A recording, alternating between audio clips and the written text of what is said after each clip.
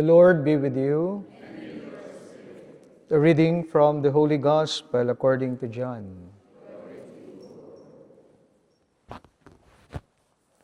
Jesus raised his eyes to heaven and said, Father, the hour has come. Give glory to your Son, so that your Son may glorify you. Just as you gave him authority over all people, so that your Son may give eternal life to all you gave him. Now this is eternal life, that they should know you, the only true God, and the one whom you sent, Jesus Christ. I glorified you on earth by accomplishing the work that you gave me to do. Now glorify me, Father, with you, with the glory that I had with you before the world began. I revealed your name to those whom you gave me out of the world. They belonged to you, and you gave them to me, and they have kept your word.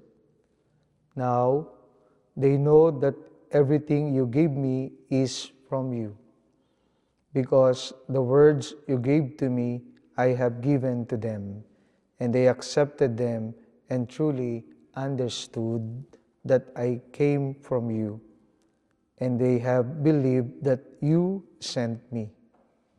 I pray for them. I do not pray for the world, but for the ones you have given me, because they are yours, and everything of mine is yours, and everything of yours is mine. And I have been glorified in them. And now I will no longer be in the world, but they are in the world, while I am coming to you. My sisters and brothers, the Gospel of the Lord.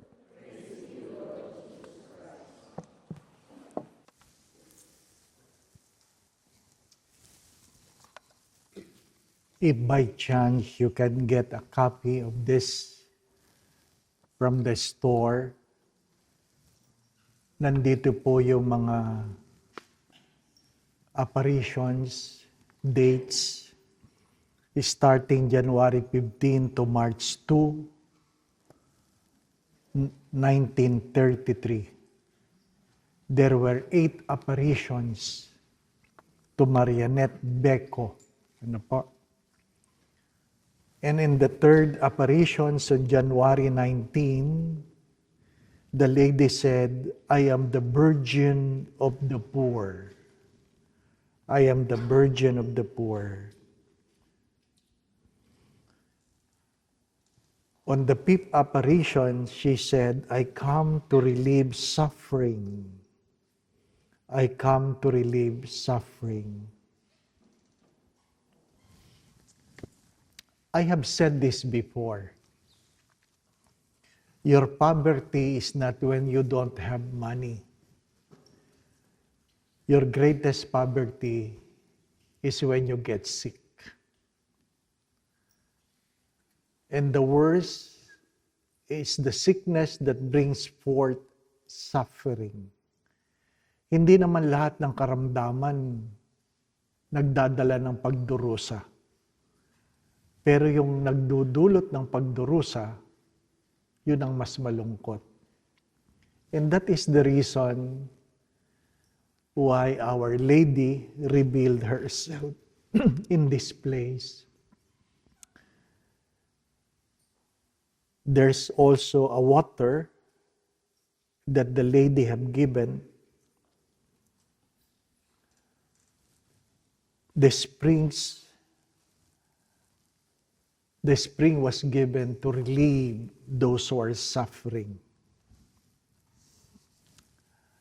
I have already shared this, that I'm so happy knowing that January 15 was the day of the apparition of Our Lady of the Poor. And my first assignment as a deacon and as a priest is in the parish of Our Lady of the Poor in Taguig, ina ng mga dukha. Ina ng mga dukha. It was my first assignment, and it has set the tone of my priesthood. When I was assigned in ina ng mga dukha, my late spiritual director, Father Ben Carlos, reminded me, do not forget this, that you are poor.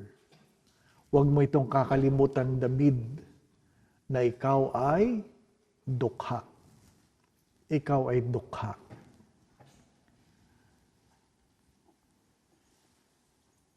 At dahil ikaw ay dukha, hindi ka dapat mahihiyang humingi. Kasi pag ikaw ay mayaman, mahihiya kang humingi. Pero pag ikaw ay dukha, hindi ka dapat nahihiyang humingi. In English, it says, ask and you shall receive. Ask and you shall receive. But in Tagalog, pag sinabing you asked, dalawang ibig sabihin. Humingi at magtanong. Di po ba? Ask. Magtanong ka. Kung hindi mo alam, magtanong ka. Kung may kailangan ka, humingi ka. Pero sa English, isa lang, ask. Ask. Do not be afraid to ask.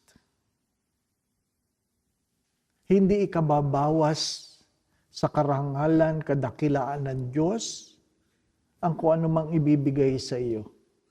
Sabi nga,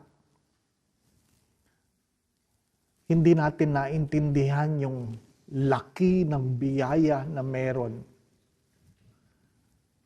Na kung magdala ka man ng balde, wala yan sa laki ng biyaya ng Diyos.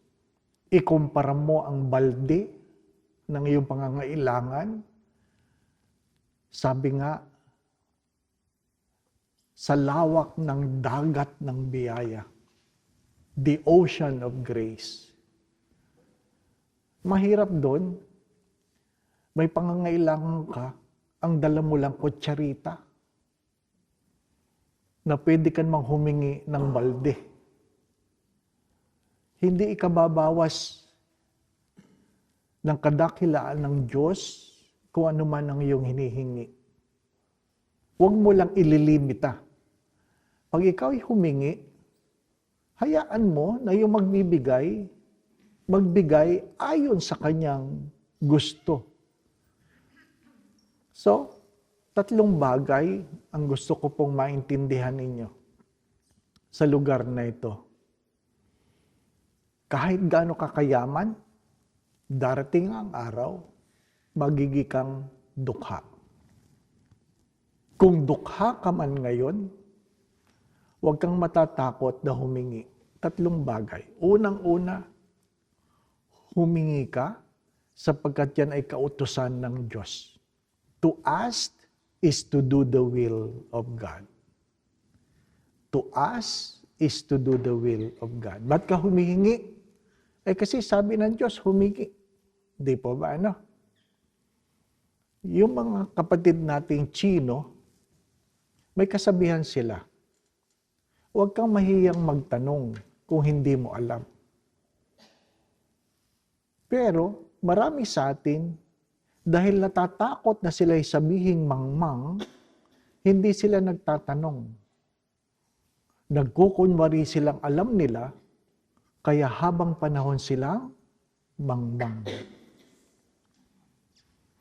Ang gustong-gusto kong kwento, yung isang pamilya na sumakay ng barko papunta sa Estados Unidos at tuwing kainan, yung pamilya, nagsasama-sama sila sa kanilang tulugan, sa kanilang higaan, at nagtsatsaga sila sa crackers. Sa crackers. At sabi nung kasama nila, ba't hindi kayo kumakain doon sa kainan. Sabi ng pamilyang ito, sabi nila, wala kaming pera. Dito na lang kami. Yung aming binaon. So sabi nung kasama nilang pasahero, sabi nila, kasama po sa ticket yun. Yung pagkain. Kasama. Di ba, anak? Di ka nagtanong eh. Kaya nagutom ka. Di ba, no? Pwede naman magtanong, libre ba yan? Di ba, no? Libre ba yan? Oh. Ask. Kung hindi alam, magtanong. Kung kailangan, humingi. Humingi. Ikalawa, you must ask intelligently. Intelligently. Ano ibig sabihin? Sa ating panahon, you ask as a smart. Smart. Specific, measurable, attainable, realistic, time-bound. Pag humingi ka, malinaw. Hindi yung sasabihin mo basta.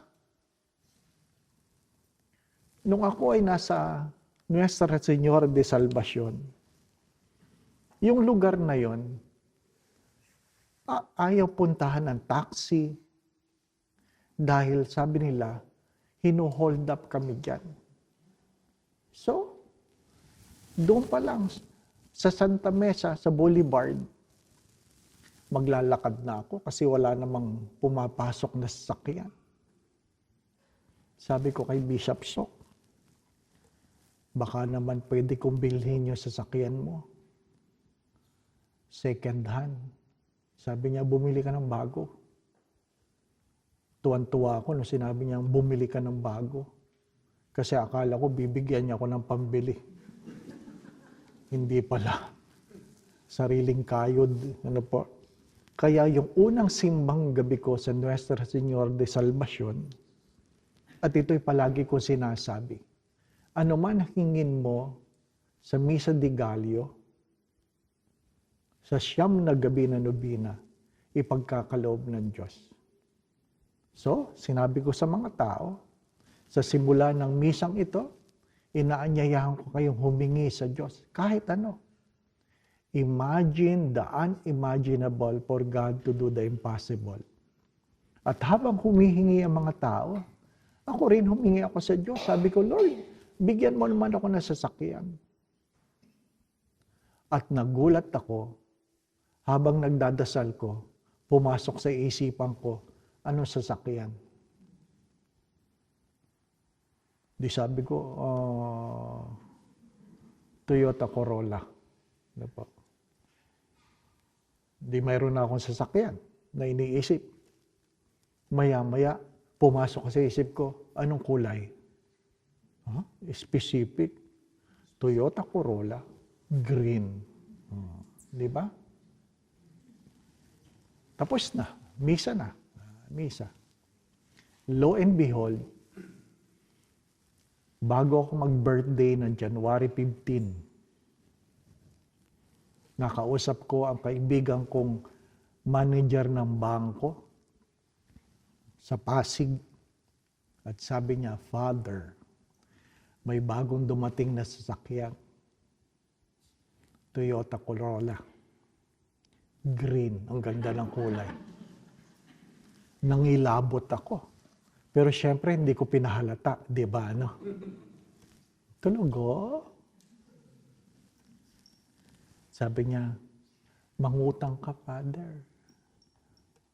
Mababa lang ang interes. Ano ibig ko sabihin? Humingi ka, specific, hindi libre, pero gumagawa ng paraan ng Diyos. January 15, nakuha ko ang sasakyan, Toyota Corolla, green. Ayaw ko ang pasakyan ng iba eh. Huwag kayo lumapit dyan. Kasi kahit ako, hindi ako makapaniwala. Since then, I learned, we rather ask and not receive, that failed to receive because we did not ask. Learn to ask. Bago tayo umawi, sana ito'y matutunan ninyo. Ano po? At kung ano man ang iyong hinihingi, sana maliwanag. Sana maliwanag. Ano po? Lord, sana makakain na ako ng lutong Pinoy. Di ba ganon? Anong klase? Daing na bangus. O, di ba? Specific. Ha? Hindi yung basta lutong Pinoy. Ano pa? Specific. Sana gumaling na ako. Saan? Di po ba? Walang imposible sa Diyos. Dahil tayo ay dukha. Humingi ka bilang dukha. Sapagkat hindi binibigyan ng Diyos ang mayayabang. Di po ba? No? Hindi binibigyan ng Diyos ang mayayabang. Dukha. Humingi ng maayos. Ikatlo. At sabi nga nila, ask like a child. Ask like a child. Humingi ka tulad na isang bata na naglalambing sa isang mabuting ama. Di po ba, ano? Iba yung nanghihingi na naglalambing. At iba yung nanghihingi na nag-uutos. Humingi ka na isang naglalambing na bata. Sapagkat hindi pinahihindian ng Diyos ang mga bata sa kanyang harapan.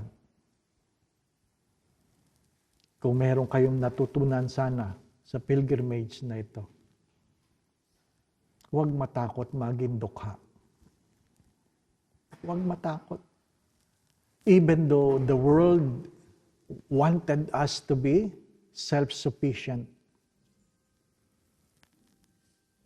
we feel secure when we are self-sufficient. My dear friends, my brothers and sisters, even Saint Augustine have said this. Only God can feel the longings of your hearts. Tanging Diyos lamang. Di po ba, no? Humingi, magtanong. Huwag mahihiya. Hindi masamang humingi. Di po ba, no?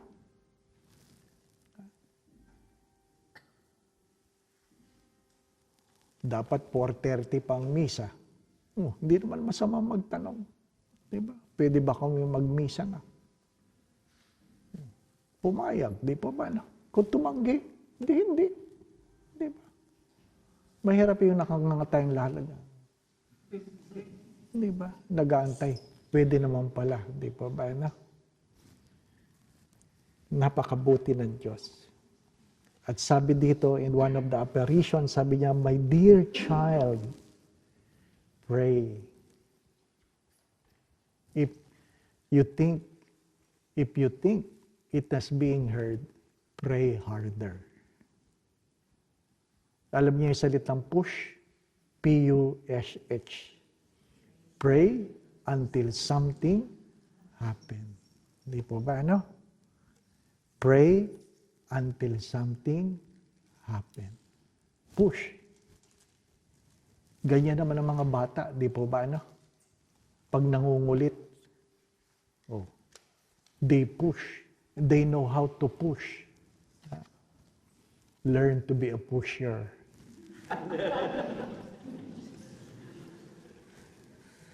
Because the grace of God is more than we need. Amen. I hope and I pray that you will learn to ask. Hindi lang yung meron kang knowledge na mabuti ang Diyos, mapagpagaling ang Diyos, mabait ang Diyos. Knowledge are not enough. You must learn to ask. Ano po? You must learn to ask.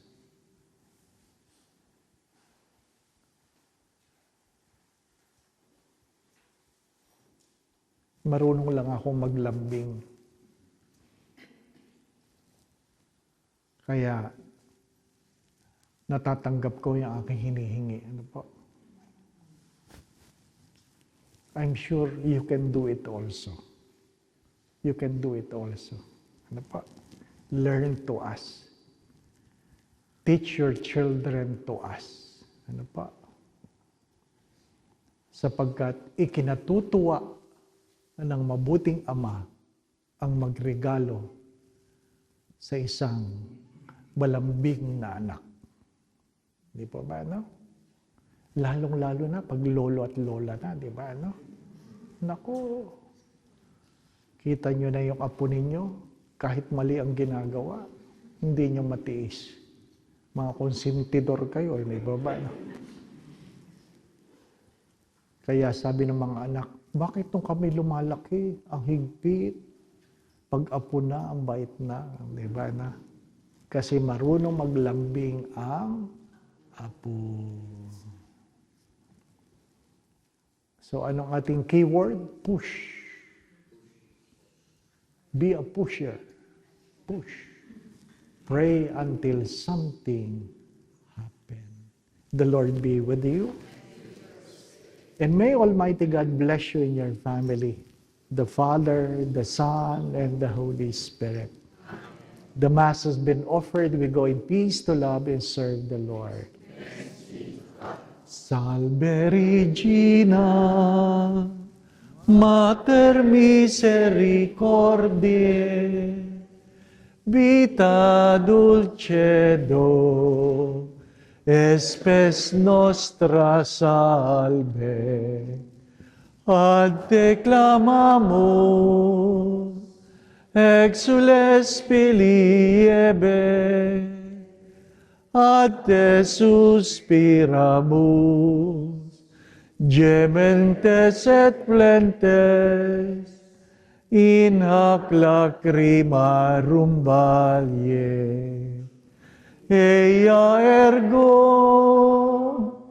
advocata nostra, ilius tuos, misericordes oculos, ad nos converte. Et Iesu, benedictum fructum ventris tui, nobis pos hoc exilium ostende. O clemens, o pia, o dulcis Virgo Maria. Pray for us, O Holy Mary, Mother of God,